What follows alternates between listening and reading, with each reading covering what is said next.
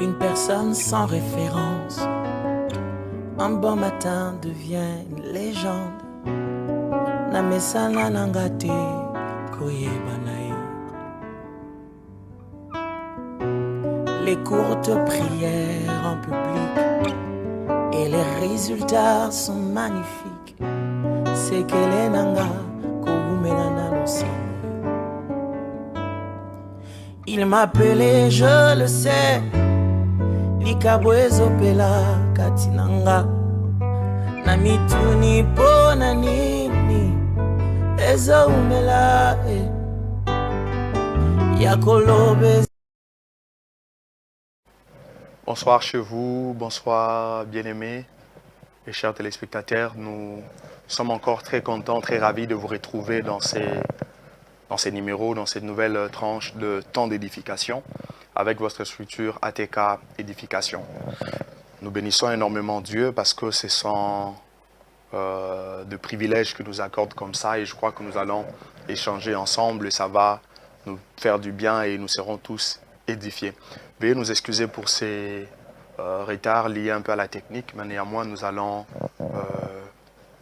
partager autour de la parole de Dieu. Voilà, nous pouvons prier. Seigneur, je bénis ton nom, je te rends toute la gloire, toi qui es Seigneur et Dieu. Bénis ces instants, communique-nous ta pensée et éclaire-nous sur les Saintes Écritures dans le nom de Jésus-Christ. Amen. Voilà. Pour ce qui nous concerne en ces temps, j'aimerais que nous puissions partager autour de cette grande question, celle de savoir s'il existe de personnes qui sont créées pour l'enfer. Parce que je crois que vous, pour tous ceux-là qui ont l'habitude d'étudier les Saintes Écritures, d'étudier la parole de Dieu, ils savent très bien qu'à la fin, au dernier jour, ou lorsque il sera question de la fin du monde, il y a des gens qui iront au paradis ou qui seront dans les repos éternels, et il y a des autres qui seront dans les temps de fée, que nous pouvons considérer comme étant l'enfer. Ils vont souffrir éternellement. Alors, cette grande question que nous nous posons est celle de savoir si réellement il existe des gens que Dieu a créés pour aller en enfer et des gens que Dieu a créés pour partir au paradis. Mais pour être à mesure de répondre à cette grande question, pour que nous soyons capables de répondre à cette grande question, nous devrions étudier un concept biblique, un concept que ceux du monde théologique connaissent, bien que c'est un concept qui suscite parfois des débats, contradictions ça et là, mais nous allons voir cela à la lumière de Saintes Écritures. C'est le concept de la prédestination. Cela va nous permettre de répondre à la fin à cette grande question que nous nous posons. Le concept prédestination ou le terme prédestination, dans l'usage ou dans les expressions grecques, on parle de proginosko. On parle de proginosko qui veut simplement dire avoir la connaissance avant, savoir d'avance. C'est-à-dire de ceux qui sont élus par Dieu pour le salut connaître, ces gens en avance, être prédestinés. C'est ça l'essence de ce terme proginosko.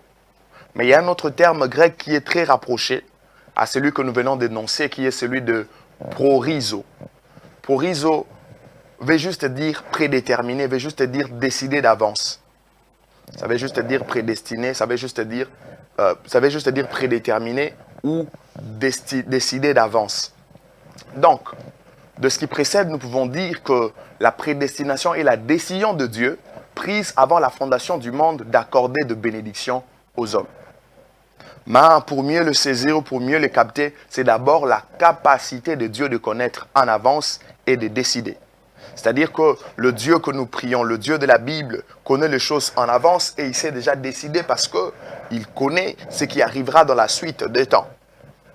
Voilà pourquoi en disant que c'est sa capacité c'est sa décision prise avant la fondation du monde d'accorder certaines bénédictions aux hommes.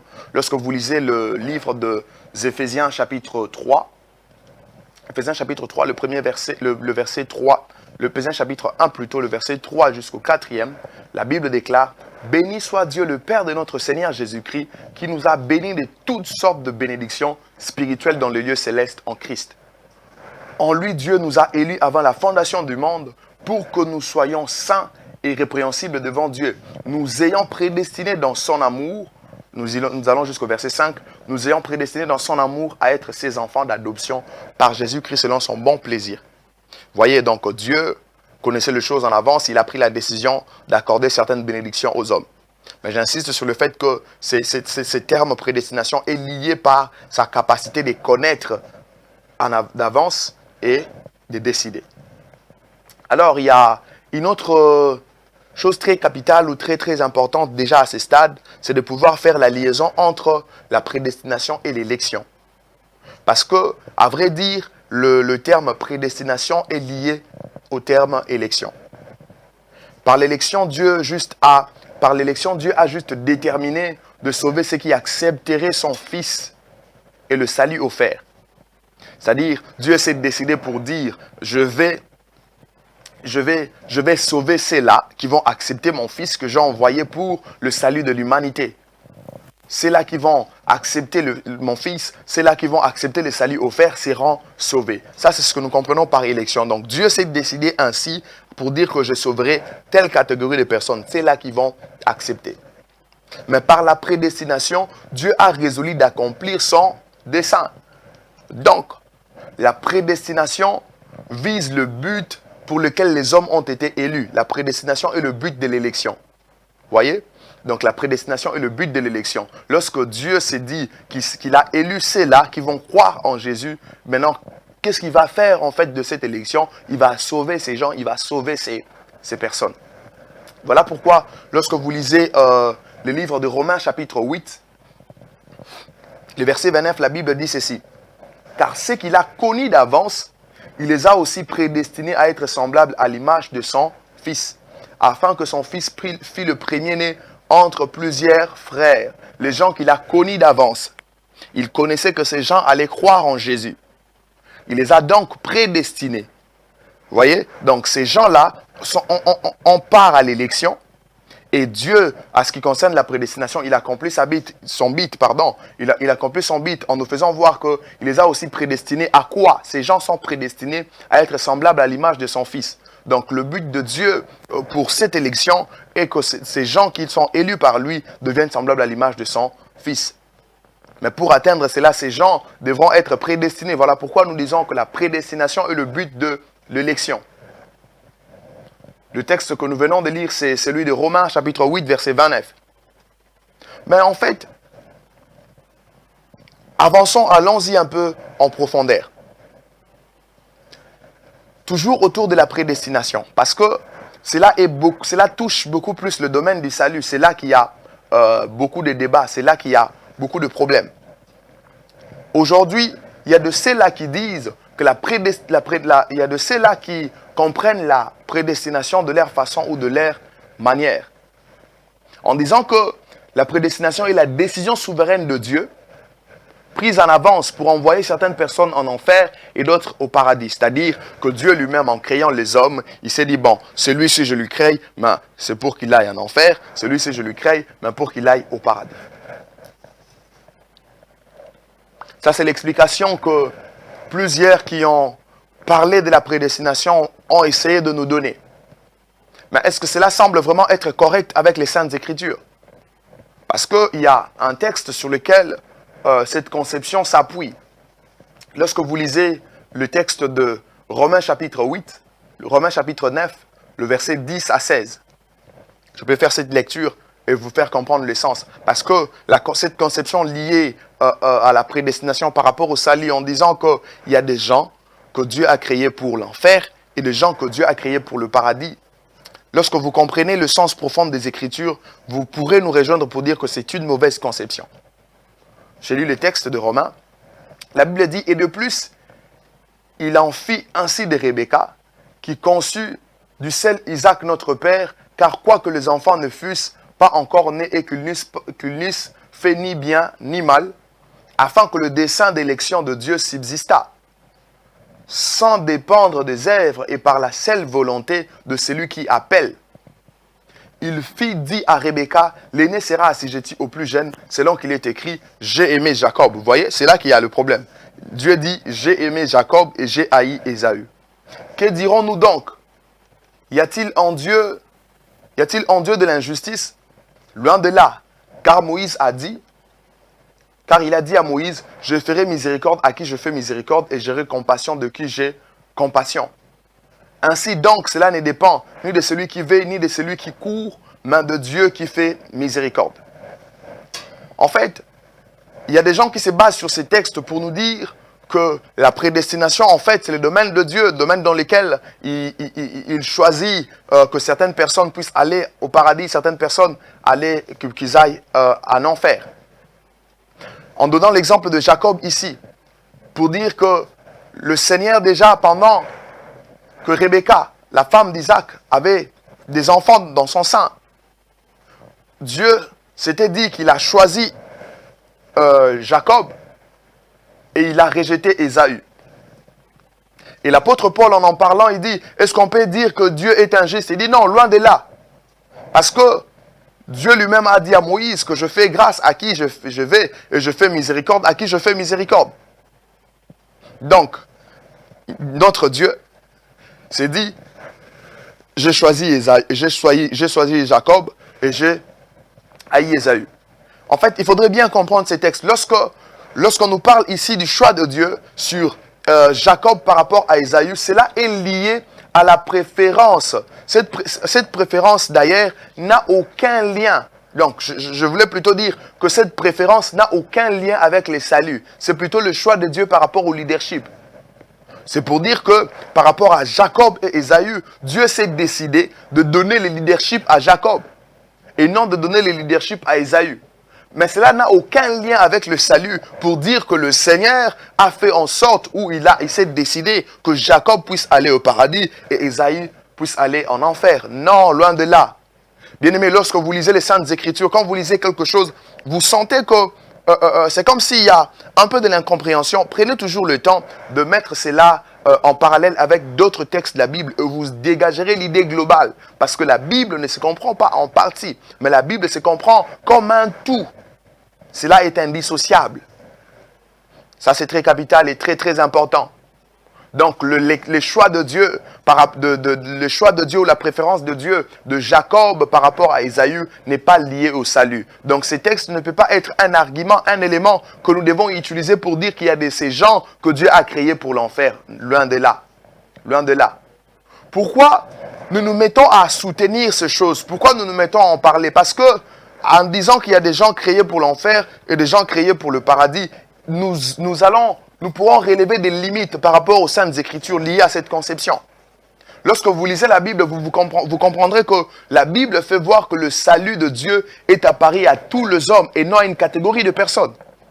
Le salut de Dieu que nous confessons, le salut de Dieu que nous prêchons, n'est pas apparu pour une catégorie de personnes, mais c'est pour tous les hommes.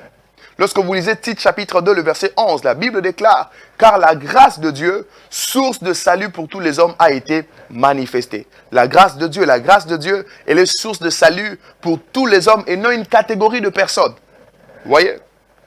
Donc déjà, avec ça, c'est une faiblesse, c'est une limite qui atteste qu'on ne peut pas dire qu'il y a des gens qui ont été créés pour l'enfer et des gens qui ont été créés pour le paradis. Parce que Dieu lui-même, dans sa parole, il nous fait voir que sa grâce est source de salut pour tous les hommes. Une autre limite, c'est que Christ est mort pour toute l'humanité sans exception. C'est-à-dire qu'on n'a pas le droit de dire qu'il y a de ceux-là qui sont prédestinés pour aller en enfer. Non, non, non. Christ est mort pour toute l'humanité sans exception. Lorsque vous lisez Jean chapitre 3, le verset 16, la Bible déclare « Car Dieu a tant aimé le monde, car Dieu a tant aimé l'humanité. » C'est-à-dire l'humanité dans son entièreté, pas une catégorie de personnes. Qu'il a donné son Fils unique afin que quiconque croit en lui ne périsse pas, mais qu'il ait la vie éternelle. On parle de quiconque, quiconque. Pas une catégorie de personnes, mais quiconque, c'est-à-dire tout le monde. Et même lorsque vous lisez 1 Timothée chapitre 2, le verset 5 à 6, la Bible dit « Car il y a un seul Dieu et aussi un seul médiateur entre Dieu et les hommes, Jésus-Christ homme, qui s'est donné lui-même en rançon pour tous. » Il s'est donné en rançon pour tous. C'est le témoignage rendu en son propre temps. Un seul médiateur. Il y a un seul Dieu et un seul médiateur entre Dieu et les hommes. Jésus-Christ, homme qui s'est donné en rançon pour tous. Jésus ne s'est pas donné pour une catégorie de personnes. Car s'il faudrait dire qu'il y a des gens qui sont destinés pour aller en enfer, ça sera amoindrir l'œuvre de la croix. Ça sera cracher sur l'œuvre de la croix. Christ s'est donné en rançon pour toute l'humanité. Ce n'était pas pour une catégorie de personnes. Et une autre limite, c'est que Dieu veut que tous les hommes puissent être sauvés. La pensée de Dieu, la Bible nous fait voir que la pensée de Dieu est que tous les hommes puissent être sauvés. La Bible déclare dans 1 Timothée chapitre 2 versets 3 à 4. Car cela est bon et agréable devant Dieu notre Sauveur, qui veut que tous les hommes soient sauvés et parviennent à la connaissance du salut. Si Dieu veut que tous les hommes soient sauvés, pourquoi est-ce que ce même Dieu-là va encore prédestiner d'autres personnes pour aller en enfer? Non, non, non, non, non. Et d'ailleurs, lorsque Christ donne la mission aux disciples, lorsque Christ leur donne la mission, pendant qu'ils devaient s'en aller, il dit, allez, faites de toutes les nations mes disciples.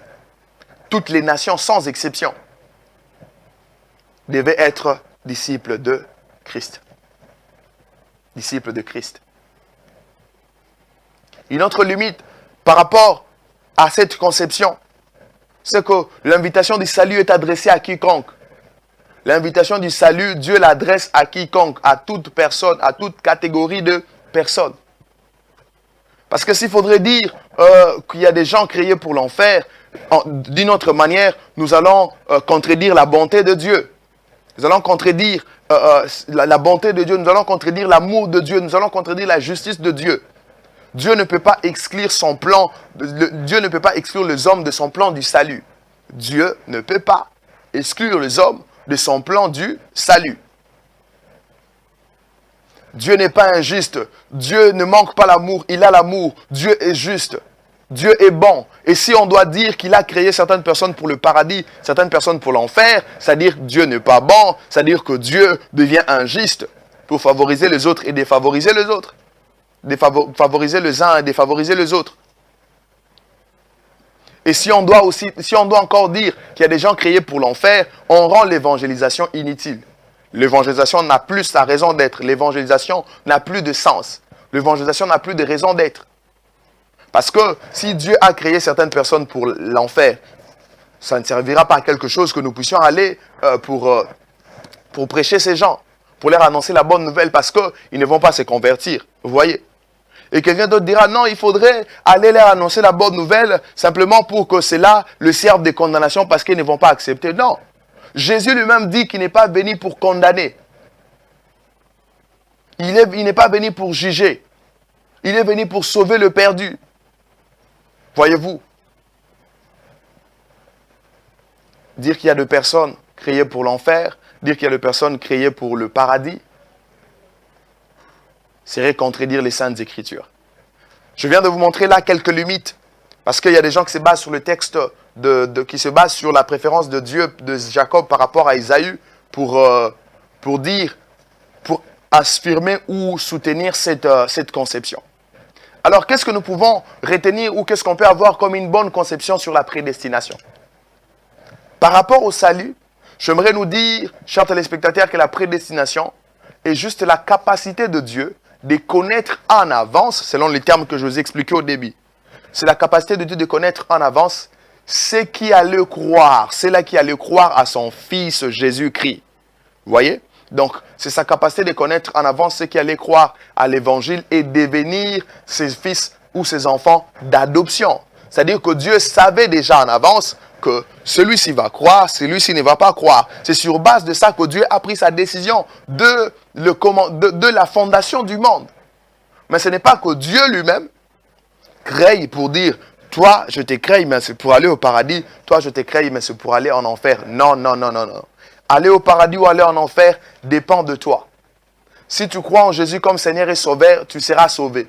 Mais si tu refuses de croire en Jésus, tu seras condamné. Voilà pourquoi il est grand temps. Le salut de Dieu est aussi pour toi. Pour toi qui me suis, si tu n'as jamais reçu Christ comme ton Seigneur et Sauveur, c'est une très grande opportunité. Jésus t'appelle à devenir son disciple, à croire en lui comme son Seigneur et Sauveur, parce que ce salut de Dieu est aussi pour toi. Très important et très capital. Je conclue avec la question pour dire qu'il n'existe pas de personne que Dieu a créée pour l'enfer.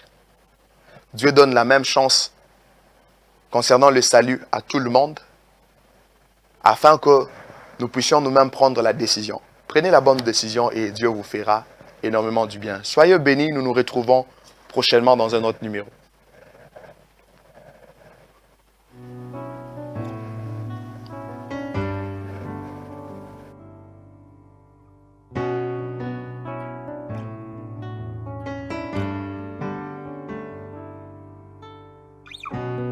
une personne sans référence.